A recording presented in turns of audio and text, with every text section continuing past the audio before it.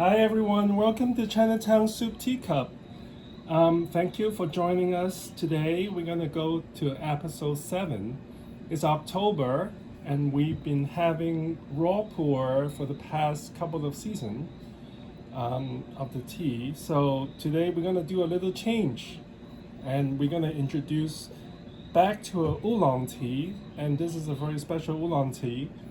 All teas are special, but this is more special because it's one of the oldest cultivar known to China. So Phoenix Dancong came from Guangdong area, and it's a Chuzhou tea. The oldest mother tree is called the Songzhong, meaning Song Dynasty single bush. That tree is around 800 years old, and now is highly protected. So oolong tea really came from that regions, which is border Fujian, and I always call this the hardest oolong tea to brew because it's very temperamental. So when you take a look of it, you can see they are longer leaf varietals of a oolong, so it's very similar to Wee Mountain tea, which is the northern part of Fujian. They are not rolled into a ball, they are wiry, and a lot of times they're cross-cultured into Fujian. For example, Phoenix Suixian and Wuyi Suixian are very similar, but it's just the terroir changes. So why is it a princess to me? This is highly floral, and right now it's very trending in China market, and the more funny name they have it, the more that it grabs people's attentions. So I bet you guys heard about duck shit oolong, which is one of the cultivar, and that's very popular right now.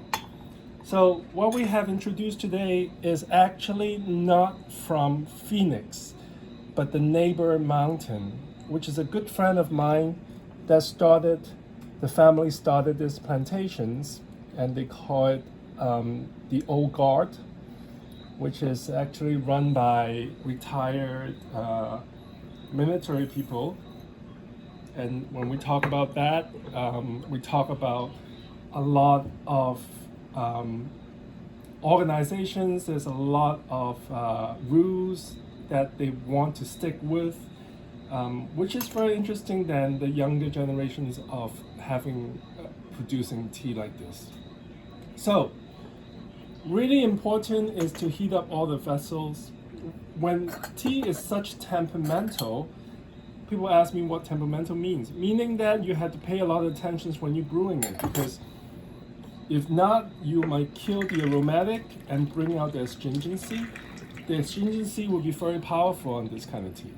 So what you want to do for any tea, you always want to have a boiling flush. But when you do a boiling flush on a dancong like this, you really quickly pour it out. You just want to activate it. You don't want to actually brew it. You can see immediately the color have changed into it. What you do is then you open up the gaiwan, let it breathe, and meantime you can actually smell the lid. To understand the fragrance, to understand how this is looking inside the cup. A lot of times people associate brewing this tea with Japanese sencha or guruguru.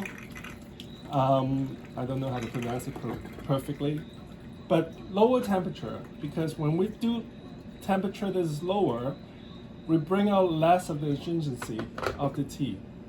And if you are familiar with Japanese tea brewing, what people do is every time it transfers to one vessel, it decreases around 3 to 5 degrees of the temperature. So I put it in here as a boiling, and then I transfer it to here, and then I pour it into it. This will be my first brew. And by this kind of style, you can actually control how much liquor you are pouring in. You can see that this is right now not fully full. And of course, there will be bubble because tea is alkaline. And we're gonna scrape out that bubble. We're just gonna clean it up on that. Phoenix Mountain or Guangdong Oolong or we call Dancong, have so many cultivars. So this one is a very particular one. It's called Cape Jasmine in translation, which is more of a rare cultivar of the Phoenix, because you have the puerh, which is the white leaf, Dancong, which is where original Songjong is actually a puerh. You have suixian, you have duck shit, you have all this Milan, you have a lot of orchid. So there's so many different kind of flavor profile of it. What you want to do is not a dark brew when you're brewing something so high fragrance. You want a clear, well, first you can see how clean this tea is. You want to see a little bit of the color changes with the steeping, but you don't want to overdo it, because as a princess, you want to introduce yourself first, slowly gain the trust of it, and then you can know more personality of it. So first brew, aromatic.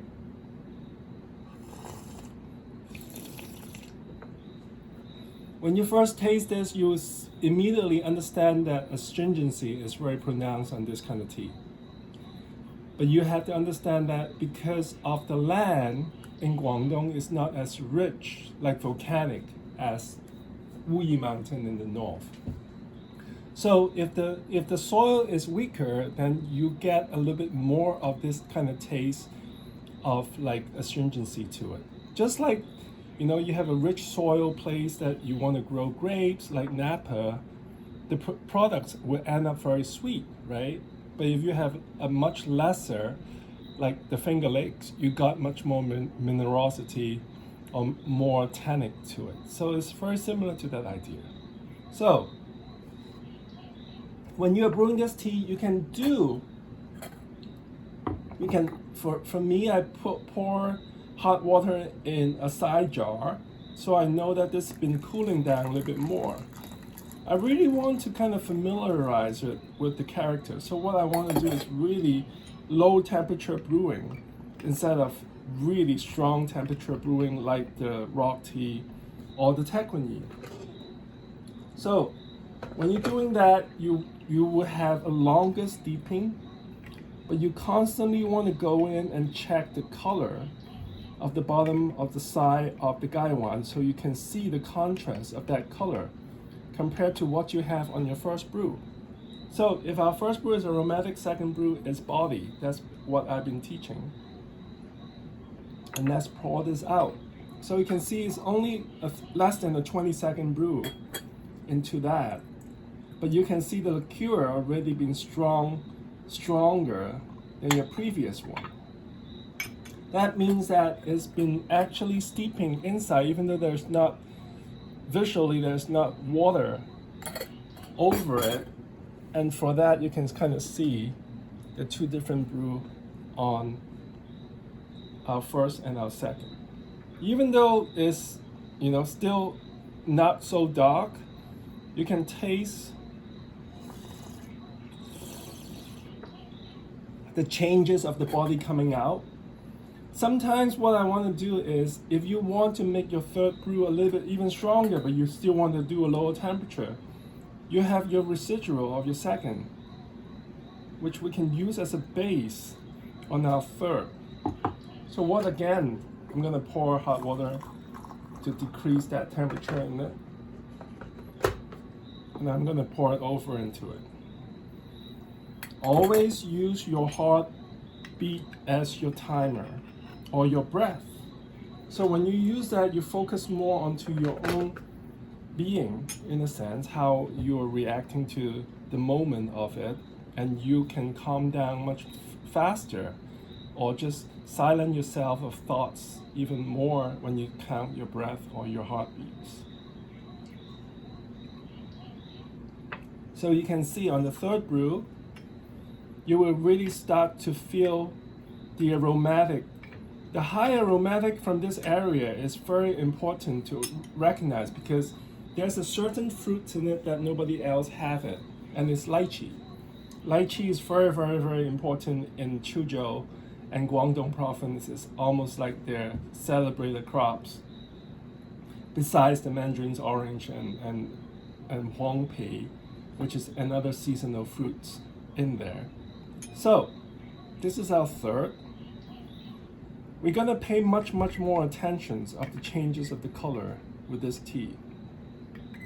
And I want to introduce you for this on our 7th episode, is just so we can kind of change our mentality on brewing this tea compared to the puerh, because those puerh is much more tolerant on heat. It's much more, you can kind of give it an extra time and it's still not going to be so pungent into it. But this one you have to really pay full attention to it. So this will be an interesting idea of understanding. We have our first sessions as our on-sheet Tek Kun Yin, which the original ball-shaped oolong, and then we have the roasted version. So I want to introduce you to the Phoenix, and then we're going to go into, in the future, for the Wu Yi, which is the Yan Cha, and then go to Taiwan. Okay, but I want people to fully understand the Fujianese and Guangdong's oolong first. That's because where that came from, oolong tea, before they went to Taiwan and took a new life and a completely change of directions in that terroir, in a sense. Third brew, you can see the difference in the color.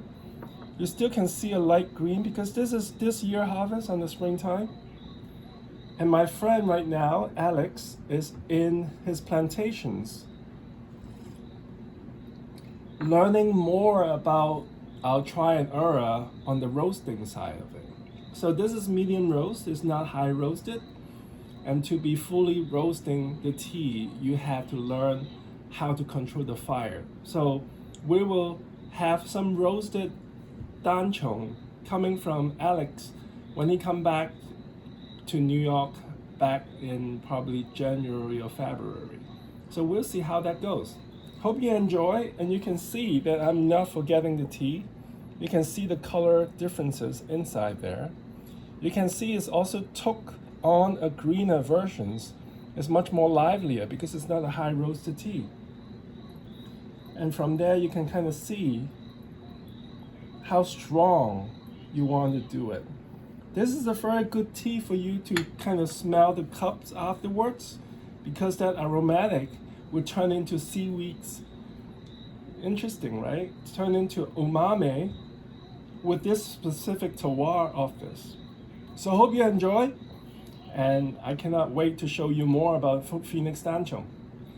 Thank you.